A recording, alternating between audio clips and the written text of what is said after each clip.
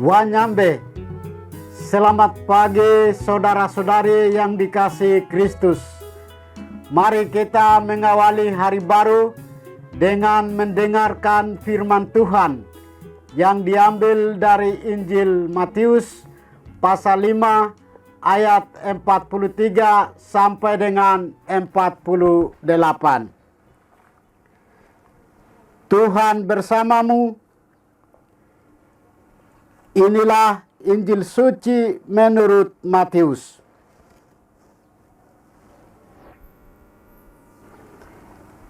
Dalam khotbah di bukit, Yesus berkata, "Kalian telah mendengar bahwa disabdakan, kasihilah sesamamu manusia dan bencilah musuhmu.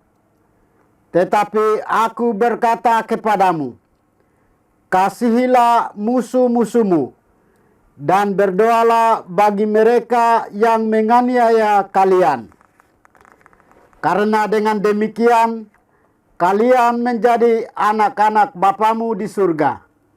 Sebab Ia membuat mataharinya terbit bagi orang yang jahat dan juga bagi orang yang baik. Hujan pun diturunkannya bagi orang yang benar dan juga bagi orang yang tidak benar. Apabila kalian mengasihi orang yang mengasihi kalian, apakah upamu? Bukankah pemungut cukai juga berbuat demikian? Dan apabila kalian hanya memberi salam kepada saudaramu saja, apakah lebihnya dari perbuatan orang lain? Bukankah orang yang tak mengenal Allah pun berbuat demikian? Karena itu kalian harus sempurna, sebagaimana Bapamu di surga sempurna adanya." Demikianlah sabda Tuhan. Saudara-saudari yang dikasihi Kristus, tema renungan kita pagi ini adalah naluri hewani. Saudara, salah satu cara yang ampuh melawan kejahatan adalah jangan melawan. Alasan yang mendasar prinsip ini adalah kejahatan bukannya dihilangkan, melainkan ditambah satu lagi kejahatan yang kita berikan padanya sebagai bentuk perlawanan kita. Sekalipun perlawanan kita kemudian melumpuhkan kejahatan itu, namun akan lahir lagi suatu kejahatan, yakni dendam dan rusaknya harmoni kehidupan bersama. Yesus tentu mengetahui struktur psikologis kita manusia. Ia tahu bahwa di dalam diri kita manusia ada naluri hewani yang cenderung menyerang balik apabila kepentingan kita dihalangi atau diganggu. Kita bisa saja berlakukan prinsip civis pacem parabellum. Sebelum berdamai, bersiaplah untuk berperang demi menunjukkan rasa ketidakpuasan kita.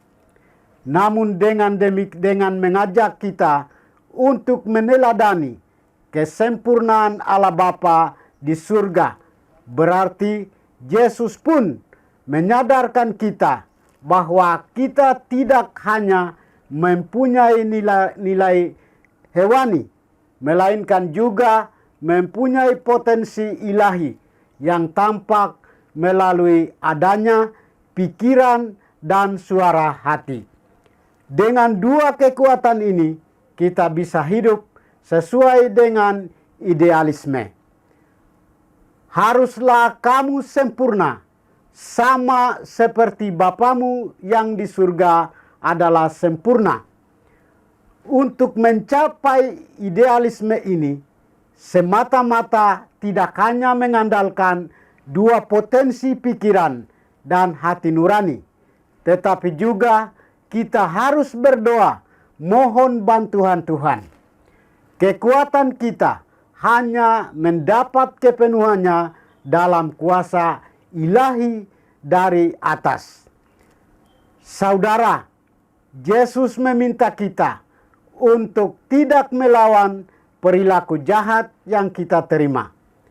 Hal ini ditegaskan kepada kita, para pengikutnya, untuk tidak menciptakan kejahatan baru atas alasan mau menghilangkan kejahatan. Lebih jauh, Yesus meminta kemurahan hati kita dalam hidup, yakni kemampuan untuk berbuat lebih dalam hal kebaikan. Betapa sering kita malah menambah jumlah kejahatan daripada kebaikan. Maka Yesus meminta kita untuk mengurangi kejahatan melalui beberapa cara, yakni pertama, jauhkan perlawanan, karena kejahatan itu sendiri akan menghukum diri sendiri. Kedua, kebaikan itu harus dibuat lebih banyak. Ketiga, murah hati. Ketiga prinsip ini pada dasarnya adalah tindakan pemberian cinta. Kejahatan dikurangi dan pemberian cinta ditambah. Itulah yang dikehendaki Tuhan. Dan kualitas iman kita akan kelihatan buahnya dari pengalaman apa yang ditekankan Yesus ini.